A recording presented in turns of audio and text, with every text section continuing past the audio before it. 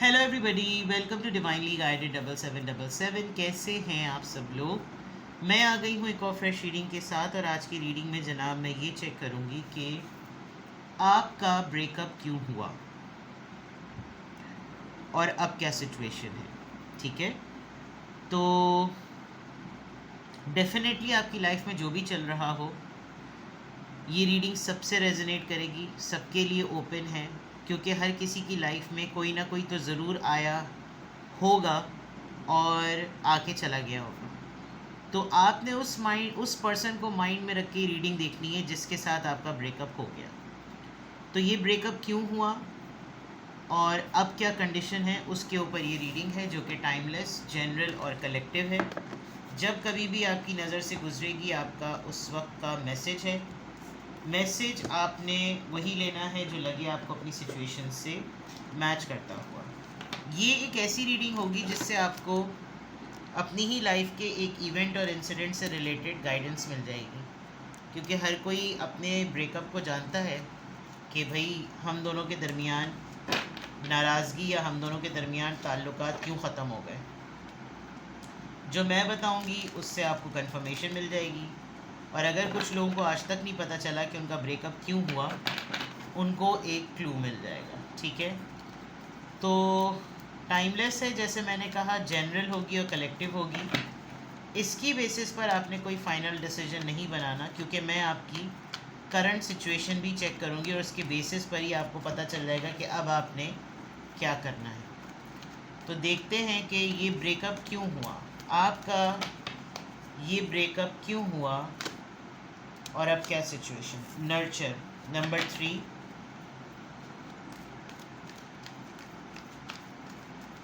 आपका ब्रेकअप क्यों हुआ। Confront number 18, keep the person in your mind. 2-3 लोगों को माइंड में मत रखिए।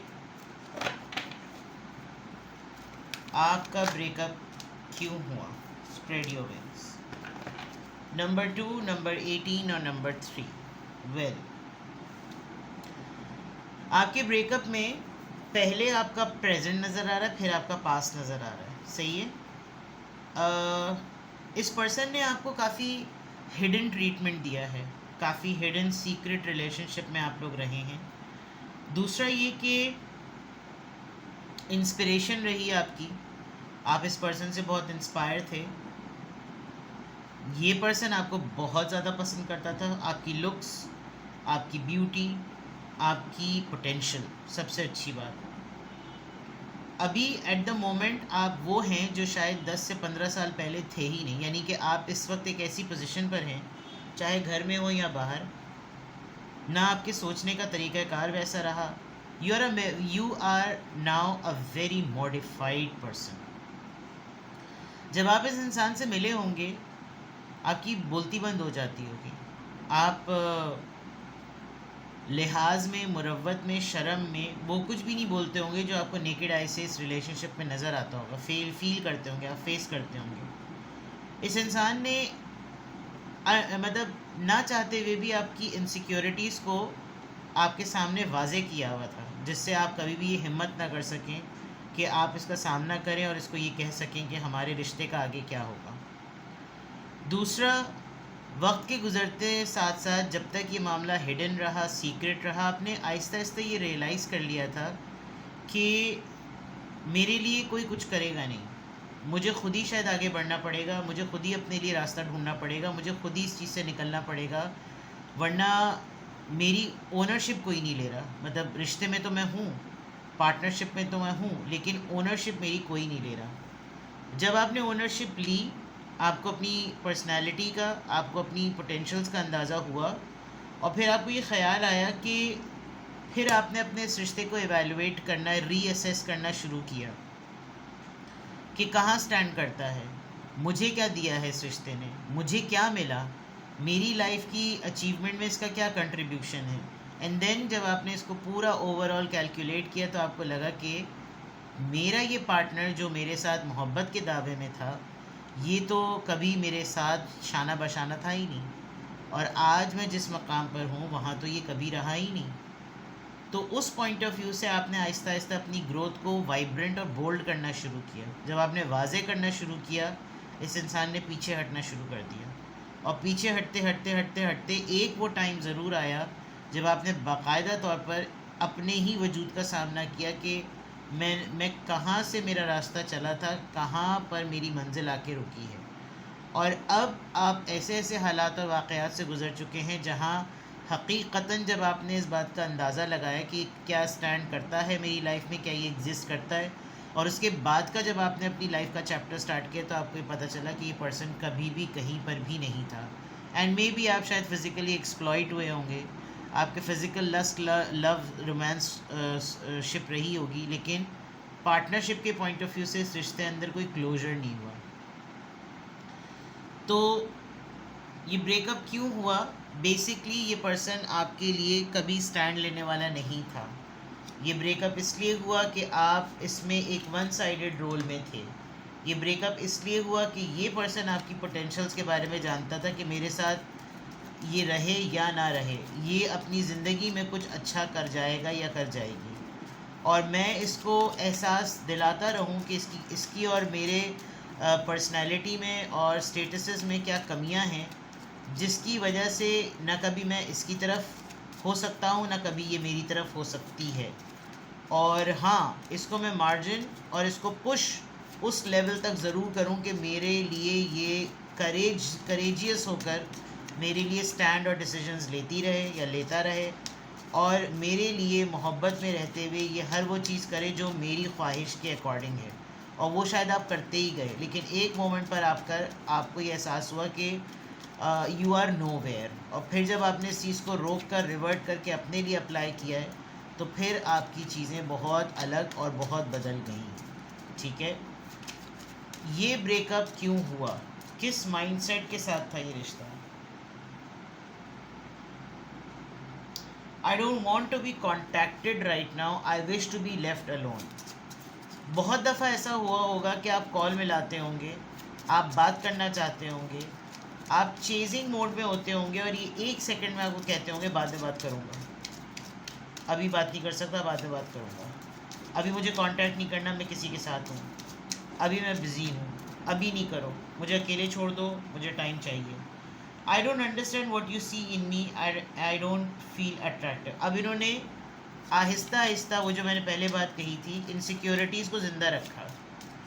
आपको ये फील करवाते रहे ये कि तुम्हें मुझ में क्या नज़र आता है, मैं तो कुछ भी नहीं हूँ तुम्हारे लिए, मैंने तो आज तक तुम्हारे लिए कुछ नहीं किया। एक तरीके से आपको अलर्ट करा देना कि भाई रेड फ्लैग्स को देखते रहो, हमारा फ्यूचर नहीं है।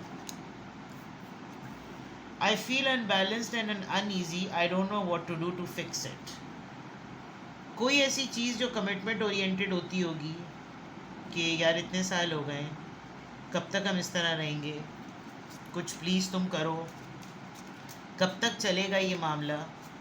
तो इनके पास काफ़ी बहाने होते होंगे, काफ़ी सारे, अभी ये काम नहीं हुआ, अभी शायद मैं इस चीज़ के लिए तैयार नहीं हूँ, मुझे समझ में ही नहीं आता कि ये फ़िक्स कैसे होगा, तुम बताओ। और तुम बताओ कहने का मतलब ये है कि इसका मतलब तुमने क्या प्लानिंग कर रखी है, इस तरह की चीज़ें, और उस पर फिर एक मास्टर स्ट्रोक मारना। You have become too difficult for me to handle, that's a big turn off. शुरू में जब सारा पटने वाला मामला था तो वो हर चैलेंजिंग चीज़ जो कि आपको इनसे दूर कर सकती है वो इनको एक्सेप्टेबल थी, और जब आप इनके बिल्कुल करीब आ गए तो इनको हर वो चीज़ डिफ़िकल्ट लगने लगी जो आपको मज़ीद इनसे करीब कर रही थी।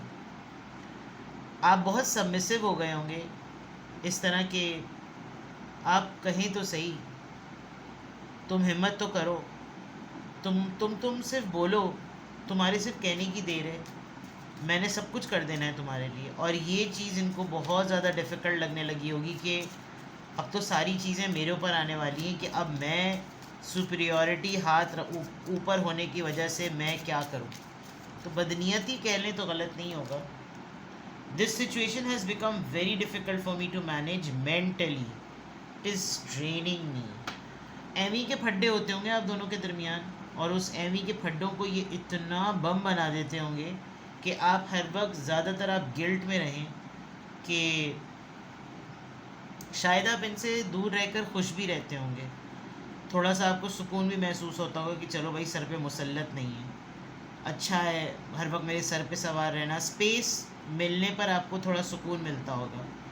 और जब जब आपके साथ होता होगा ये पर्सन तो आपको हर वक्त अलर्ट रहना पड़ता होगा, इसके हिसाब से उठो बैठो खाओ पियो, मतलब बिला वजह टॉक्सिक कह लें तो गलत नहीं होगा, नार्सिसिस्ट कह लें तो गलत नहीं होगा। तो ये ब्रेकअप क्यों हुआ? ये ब्रेकअप बनाया गया है, ये ब्रेकअप हो जाए उसकी सिचुएशन बिल्डअप और क्रिएट की गई है, ये ब्रेकअप हो जाना चाहिए है, इसके हालात बनाए गए हैं, ठीक है। Now let's check from tarot कि आपका ये ब्रेकअप क्यों हुआ। I know it's painful to recall जिस पेन से आप गुजरे, क्योंकि ब्रेकअप कोई भी अच्छी चीज़ नहीं होती, इंसान को बहुत तकलीफ़ होती है, बहुत सारे पछतावे महसूस होते हैं, लेकिन जिन लोगों के साथ ये सब कुछ हुआ है उनके लिए ये रीअश्योरेंस है। आप ये बात कभी भी मत भूलें कि आपकी सलाहियतों की ही अट्रैक्शन की वजह से ये इंसान आपके पास था, जिसमें दो चीज़ें बहुत सिग्निफिकेंट है, एक बोल्डनेस और एक नर्चरिंग, ठीक है। लेट्स सी कि ये ब्रेकअप क्यों हुआ, ये ब्रेकअप क्यों हुआ। काफ़ी सारे कार्ड्स आ गए, लेकिन फिर भी सबसे पहले ये आया था 8 of cups, cancer Scorpio Pisces, S of swords Libra Gemini Aquarius, the hierophant. शादीशुदा था ये इंसान, बिल्कुल शादीशुदा था। King of wands, flirt and devil. आपका इस इंसान के साथ सिर्फ एंड में आपको अंदाज़ा हो गया था कि सिवाय फ़िज़िकल इंटीमेसी के इस रिश्ते में कुछ नहीं है। ये इंसान अपनी मर्ज़ी से आता है, अपनी मर्ज़ी से अपनी ज़बान से सब कुछ मुझे कहता है, बोलता है, इसका स्टैंड मुझे होता हुआ नज़र नहीं आ रहा। और इसने एक ऐसे टाइम पर, यानी आप दोनों का ब्रेकअप ऐसे हुआ है कि आपने बाकायदा तौर पर अनाउंस्ड वे में ये डिक्लेयर किया कि अब मैं आपकी ज़िंदगी से निकल रहा हूँ या निकल रही हूँ। और मुझे ये फ़ैसला इसलिए लेना पड़ेगा बिकॉज़ अब हमारे दरमियान कुछ फ़ाइनल होता हुआ नज़र नहीं आ रहा। एंड इसकी बहुत बड़ी रीज़न और वजह ये थी कि ये पर्सन शादीशुदा था। हेरोफेंट का कार्ड आ गया, जो कि ऑलरेडी कमिटेड होने का कार्ड होता है। लेकिन ये इंसान उस वक्त तक तो आपके लिए राज़ी था, लेकिन इसका जो लस्टिंग एलिमेंट था ना, वो इसको रोक रहा था कि इस विक्टिम को मेरे पास से जाना नहीं चाहिए। मैं कुछ ना कुछ करके इसके साथ अपने टर्म्स ऐसे रखूं कि अगर ये आगे जाकर शादी भी कर ले, अगर आगे जाकर ये अपनी लाइफ को सेटल भी कर ले, अगर ये आगे जाकर कोई बहुत ही रिफाइंड अपनी ज़िंदगी इस्टेब्लिश भी कर ले, ये मुझे ना छोड़े। और इन्होंने कोई ऐसी जुगाड़ करने की कोशिश की भी होगी कि जिसमें आप इसके साथ कुछ अरसे तक रहे भी होंगे। वो आपकी लाइफ में आगे बढ़ जाने के बाद क्या रहा हो, बस ये नज़र आ रहा है। लेकिन आपको ये इसके बाद का सिनेरियो मैं आपको भी बता देती हूँ कि अब क्या सिचुएशन है। लेकिन ब्रेकअप क्यों हुआ? आपने ये रियलाइज़ कर लिया था कि कुछ नहीं है हम दोनों के दरमियान। हम दोनों सिर्फ, यानी मैं कम से कम, यानी मैंने, यानी कि आप कम से कम इसकी ज़िंदगी में सिर्फ एक ही पर्पस के लिए हूँ और कुछ नहीं। With this king of wands it's a declared card कि ये इंसान फ्लर्ट था, बहुत चार्मिंग, बहुत खूबसूरत, मुश्किल से लेट गो करने वाला, यानी कि it wasn't a easy decision कि इस इंसान को अपनी ज़िंदगी से निकाला जाए। लेकिन जैसे मैंने कहा कि ये प्लान्ड ब्रेकअप था, ये हालात बनाने वाला ब्रेकअप था। लेकिन जब आपने ये वाली चीज़ की है, इसने काफ़ी बम का काम किया। नाउ लेट्स सी कि अब क्या सिचुएशन है, अब क्या हालात हैं। ये ब्रेकअप क्यों हुआ क्लियर हो गया, अब क्या हालात हैं। अब आपकी इस पर्सन के साथ, जिसके साथ आपका ब्रेकअप हो गया है, आपके और इसके दरमियान क्या हालात हैं। 5 ऑफ सोर्ड्स, 3 ऑफ कप्स। इस पर्सन ने मल्टीपल टाइम्स कोशिश की है कि आपके साथ ऑन एंड ऑफ ये कांटेक्ट में रहे, विद द 5 ऑफ सॉर्ड्स कुछ बातें ऐसी हैं जो आप अब कॉन्फिडेंस में आए हैं ब्रेकअप के बाद, जो इसको आप बोल पाते हैं। जैसे ही आप अपने मुद्दे सामने रखते हैं, आप अपना ओपिनियन सामने रखते हैं, आप अपना पॉइंट सामने रखते हैं, ये पर्सन भागने की करता है, ये पर्सन जाने की करता है, और फिर थोड़े दिनों बाद ये दोबारा से आकर आपके साथ अपनी किसी एक खुशी की खबर को लेकर आता है और आपके साथ बहाना बनाता है कि बातचीत चलती रहे और कांटेक्ट में रहें। छलावा टाइप एनर्जी नज़र आ रही है। 9 ऑफ वॉन्ड्स, गिव अप करना इस इंसान के लिए मुश्किल है। स्टॉकिंग करता है ये पर्सन, आपको चेक करता रहता है। इसको ये मालूम है कि आप अपने प्रॉब्लम्स को ख़ुद से अच्छे से डील कर सकते हैं, तो उसको बीच में नहीं पड़ना चाहिए। जिन दिनों ये आपके साथ बड़े लवी डवी केस में फ्रेंड जोन में रहता होगा, और ये फिर आपको थोड़ा ग्रेजुअली देखता होगा कि अब आप थोड़े से डिफ़िकल्टी के फेज़ में जाने लगे, तो ये गायब हो जाता होगा, फिर दोबारा से आ जाता होगा। तो आजकल का सिनेरियो ये चल रहा है, you are handling your life very well, and आपको इनको किस स्पेस पर रखना है ये भी आपको अच्छी तरीके से आ रहा है। यू आर वेरी कॉन्फिडेंट कि ये इस तरह से in and out, on end of करता रहेगा। लेकिन अच्छी बात ये है कि अब आपका कॉन्फिडेंस अब आपको अलाउ करता है कि आप इस इंसान को बार बार ये याद दिलाएं कि बेटा तुमने मुझे इस्तेमाल किया है। तो ये जो 5 ऑफ सॉर्ड्स है, कॉन्फ्लिक्ट्स हैं, ये जो कॉन्ट्राडिक्टरी स्टेटमेंट्स हैं, ये अलाउ करती हैं आपको हिम्मत से इस इंसान का सामना करने की, कन्फ्रंट करने की, जो शायद उस वक्त आप नहीं कर पाते होंगे। ठीक है, तो ये ब्रेकअप क्यों हुआ ये मैंने आपको बताया, कार्ड्स के थ्रू बताया, और अब क्या सिचुएशन है वो बताई।